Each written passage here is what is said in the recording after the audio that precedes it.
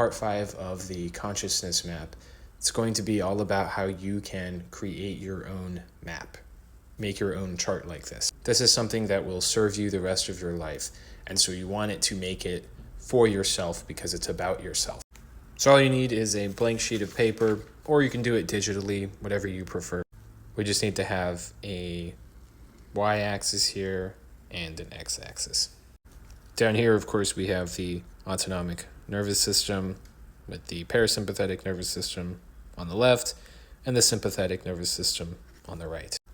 Up here we have your visual signals, or you could even say being in your head. You could label it however you want. That helps you connect with the levels of intensity of being in your headspace or being in your visual system. Label these however you want. If you want to call it fight and flight or rest and digest, if you want to call it being relaxed versus being active, whatever you want to think of. Now over here, I put them in just little spots like this. You can mark it however you want.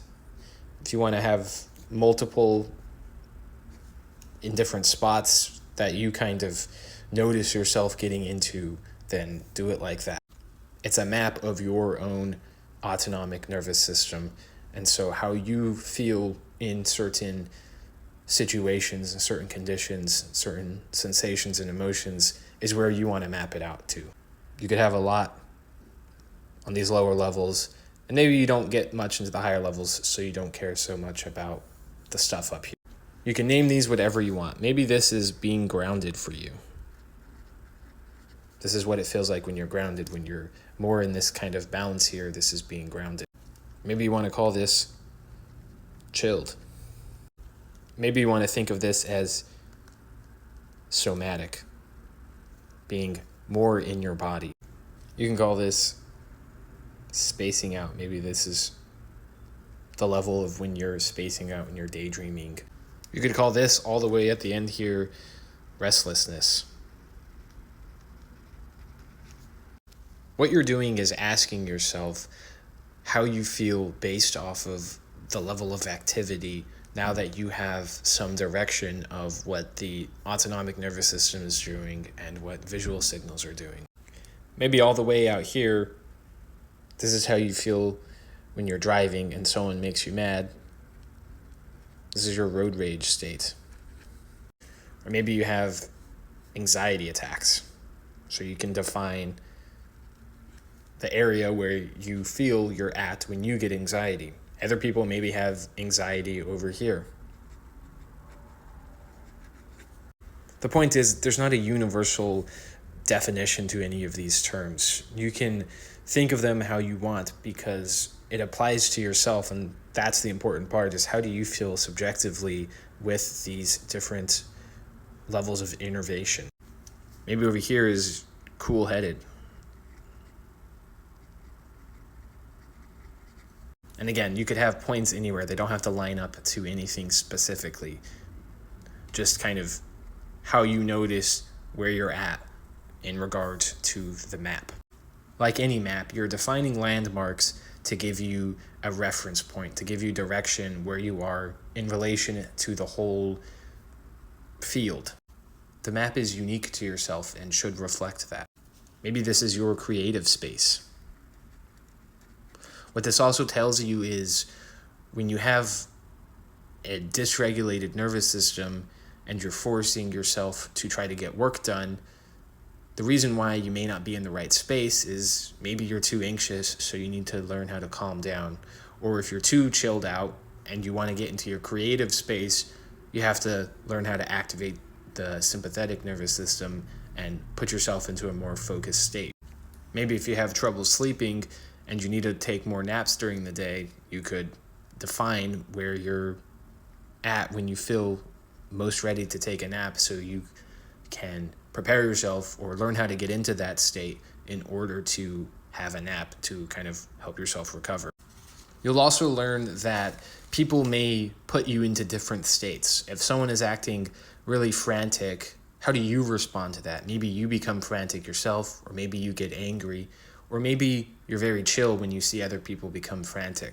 people's reactions and their own trauma responses and condition responses is going to trigger or be triggered by other people's responses. A really good example of this, and where a lot of it even starts to develop, is when a kid hurts himself for the first time. Let's say he falls down and scrapes his knee real bad. He doesn't necessarily know if he's supposed to cry or how he's supposed to react, so he looks to the parent to see what he's supposed to be feeling. If the parent freaks out, the kid is going to freak out as well. If the parent gets mad in response to that, the kid will probably have to dissociate because he's forced to figure out how to deal with the pain himself, which means to dampen the pain signal. Part of your own ability to help other people regulate their nervous systems is learning how to regulate your own. If your first response is you freak out when you see someone get hurt, before you act on that frantic state, you can see yourself being here on the map and then kind of calm yourself down, and this will allow you to calm the other person down. Maybe there's a certain person in your life, maybe a parent or a partner or a coworker or an enemy, where as soon as you see them or they're around you, you just freeze up or become very tense, or they just make you mad for no reason. So you're learning how to read yourself in different situations and different reactions in different settings and conditions and emotional responses. All of these are going to affect the autonomic nervous system and your visual signals. The other reason why mapping it out is so useful is because now you're creating memory associations with these words and these placement on the map with the actual state. It's the same reason why a cartographer will define landmarks with something unique to that landmark. If you call every single stream, or every single hill, then you don't ever define which hill are you at or which stream are you at. It's also part of what's called anchoring, which is learning how to put yourself into a desired space. It's connecting to a place of comfort or a place of calmness when things become more frantic, when the level of activity increases. You could also call this cold and this hot, because these also coincide with blood pressure and body temperature. This could be low synchronicity going up to high synchronicity. Synchronicity being the way the nerves are firing together.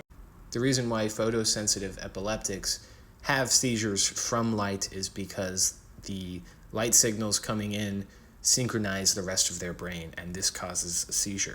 If you have something with chronic pain, maybe you want to define the flare-up is when you get too much sympathetic activation, you trigger this sort of chronic pain.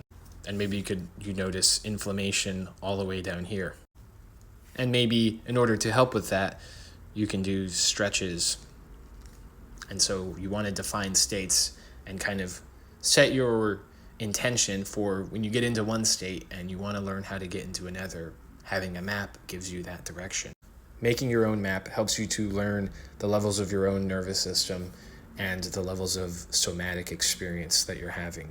Just having a reference map alone can go a long way in helping you to regulate out of bad headspaces and bad reactions, or to put yourselves into higher reactions and higher states when you need to be.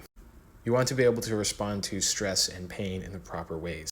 And everyone's going to have their own responses, so you have to learn your own body and come up with these sensations or these terms or these states or activities you do in order to help you regulate.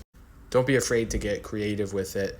You can make it and you can change it as much as you want as you sort of figure out the mapping of your own nervous system and somatosensory experience or visual innervation. So that's it for part 5. I'll just put this sheet back on top if you need a bigger view of it, just to help. Again, this is kind of a sample just to help you get a reference so you can help to build your own.